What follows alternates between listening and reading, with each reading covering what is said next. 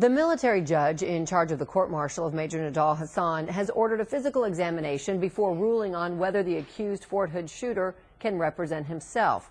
Major Hasan is charged with 13 counts of premeditated murder and 32 counts of attempted murder for the Fort Hood massacre in 2009. Last week, Major Hasan cut off contact with his attorneys and asked the court if he could defend himself, meaning he could directly question many of the people he's accused of shooting.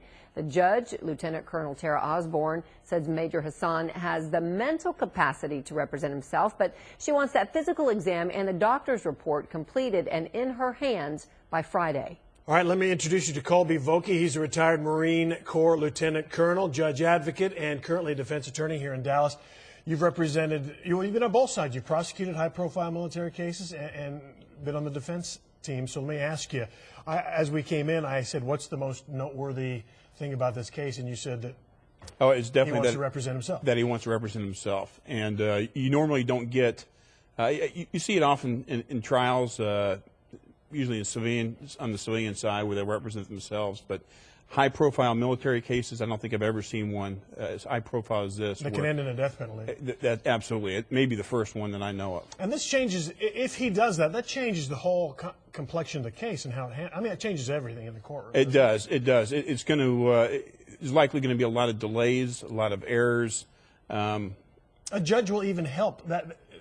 She needs to help him, not needs to, but she will likely want to help him through some troubles during the trial if he doesn't know exactly how court works, right? Exactly, and he won't know how the court works. There's how to get evidence in, what questions are permissible.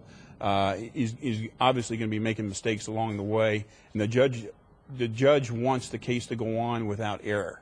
So she will try to help him to make sure that he does what he needs to do to defend himself, but there's going to be a lot of problems. Let me ask you if you think she's also trying to help him right now, help himself by getting him out of that job as his own attorney because, he's been ruled competent mentally to handle it.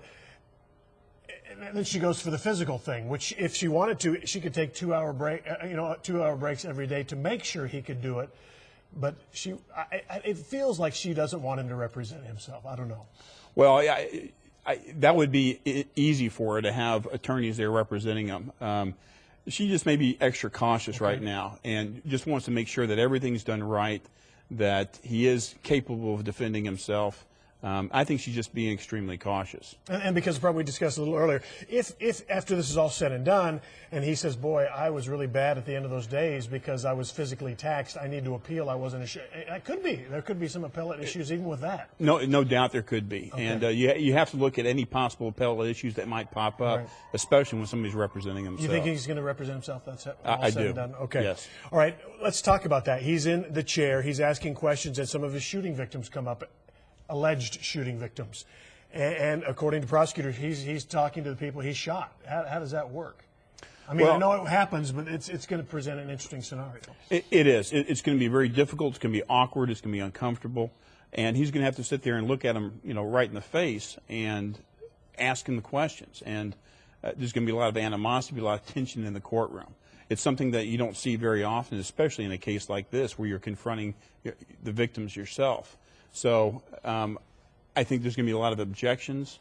I think there's going to be questions. There may often be questions that are impermissible, so it may cause a lot of interruptions during the trial. So I would expect with him representing himself, there are going to be more bumps down the road and probably a lot more delays. We're going to wrap it up, but do you expect, is there a possibility of some kind of statement, political statement, and would that end this trial and have to force another one if he stands up and says something, whatever?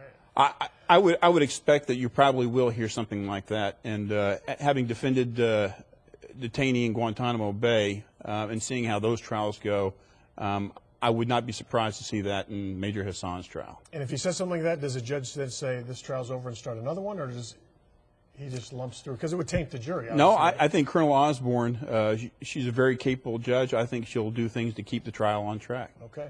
And you like her? You think she's strong? A very strong judge. Okay. Colby Vokey, thanks. We might be talking to you as the trial progresses. Thank you very much. Okay. Probably will. Heather.